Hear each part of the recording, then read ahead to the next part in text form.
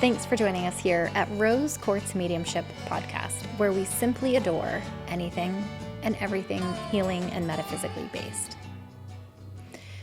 I have a story that I want to tell you about from last week.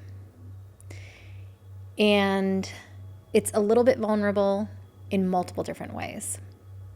And I had originally thought about not telling this story. But it was a pretty profound experience for me. And I believe wholeheartedly in normalizing metaphysically based experiences, because I think that we all have them. And so frequently we rationalize them away because we're afraid of being rejected if we talk about them. When I was little, I used to have out-of-body experiences. And in adulthood, I have continued to have out-of-body experiences.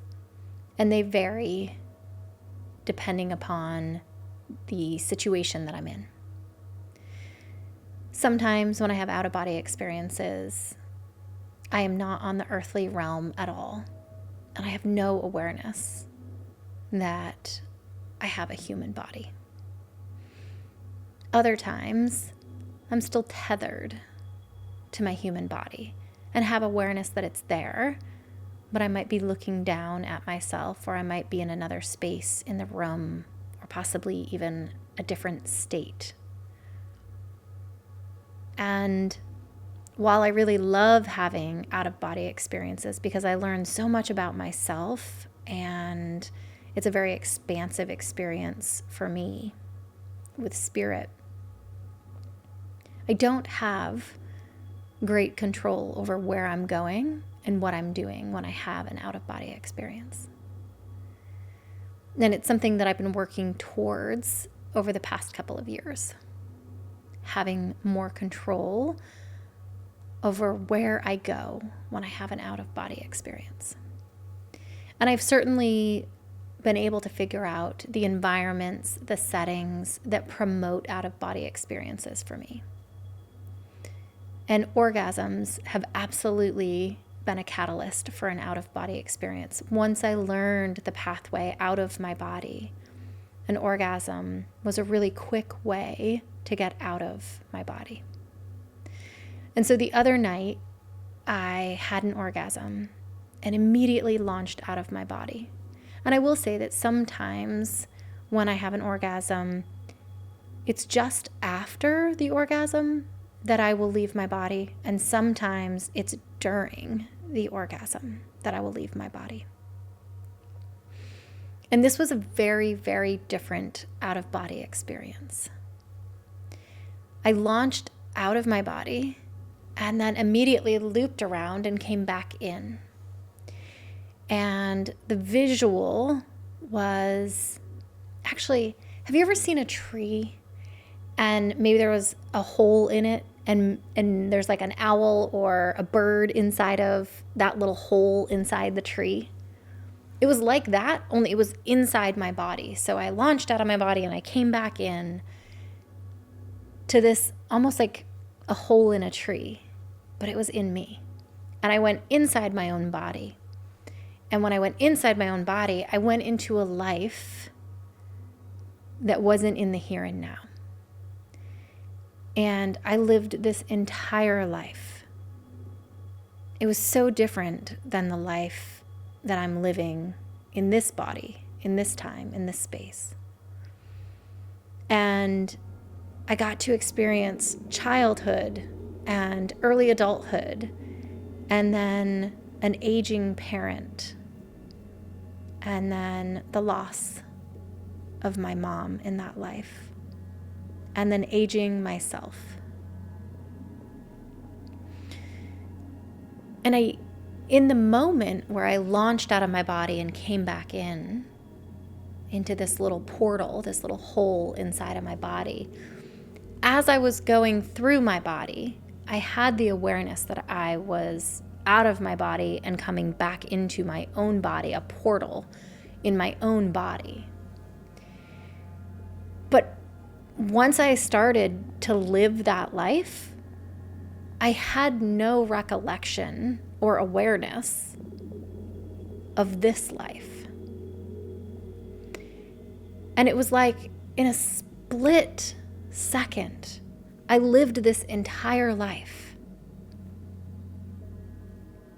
And then I came back to my body and I was just finishing the orgasm. And I will say that it was wildly confusing for me, because as I was coming back into this body, I was dealing with this disorientation of, wait a minute, I was getting ready to die in another life. And so I came back in and then realized exactly what I had done, right? So the memory of leaving my body and coming back into the portal in my body all kind of clicked into place, right? There was a second or two of confusion, of disorientation, and then I understood it all. But then was left in this moment of like, wait, that was real. Like, that was me in another life. And I've had experiences similar to that, but not having launched out of my body. I'm still holding a tether in this body while experiencing something else in another time and space. And this was a very different experience because there was no tether to this body. And so as I came back into my body, it took me a couple of seconds to really understand everything that happened there. And then I had this moment where I was laying there, like, I'll never see that mom again. I'll never have that tea again. There was this tea that I just loved. And there was this pace difference between this life and that life that was so drastic. The pace of that life, it wasn't just me, it was everybody. The pace of that life was so slow. It was so purposeful. It was so present. And it was one of the things that I loved about the tea, is that I actually got to enjoy it. And I started to explain to my husband the experience that I just had. And I recognized that there was still a slight accent that was present. It was like residual from that life, this little accent. And the longer that we spoke, the more that it would fade. And then I couldn't really taste the tea anymore. And while I still had a memory as the time passed and we were talking, it faded a bit. And I was left with the kind of experience that I have when I feel into a past life. Like, the memory is there, but I couldn't feel it in my body the way that I had when I first came back.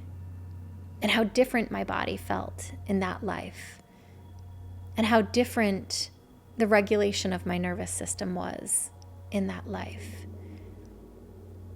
And how different the pace of the life was in that life. And I felt so grateful for the experience, A, because anytime I have profound spirit experiences, I feel massive gratitude. And B, or number two, I felt so grateful for the experience because it was such a lesson. It was a snapshot. It really wasn't a snapshot. I lived a whole life. I got to experience the whole life in maybe 10 seconds. But I got to experience a life that is so much slower, that is so much more present. And I understand that Spirit was helping me to see that that was possible in this life too.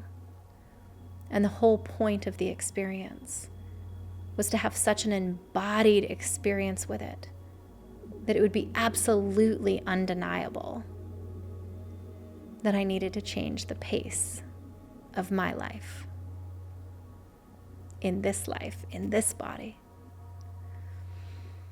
And it's something that I've known cognitively, cerebrally for a while, and have been making huge moves inside of my life, inside of my business, towards a slower paced life.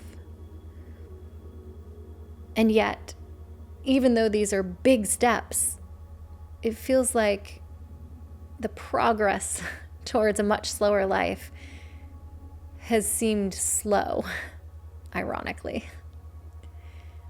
But to have an embodied experience of what it's like to give myself permission to live that slower pace, to be present, to not constantly be thinking about something that needs to get done, or rushing to the next thing, or looking at my clock to see if I've got 10 more minutes, or when I'm journaling thinking, oh, I've only got 5 more minutes before I need to go do blank, blank, blank. There was none of that. In that life, I gave myself permission to be fully present with the experiences that I was having. And it was like heaven. And it's definitely work that I've been working on. I'm so much more present now than a year ago, or 2 years ago, or 5 years ago. But to have that experience set a whole new standard for me about just how present I want to be, and just how slow and purposeful I want to be with my life, and I want to teach my family to be with theirs, if it resonates for them. And I wanted to share that experience for 2 reasons. One, I think that we need to normalize experiences in spirit. And it's something that I can say I haven't felt super comfortable talking about, because I do feel a lot of judgment in society.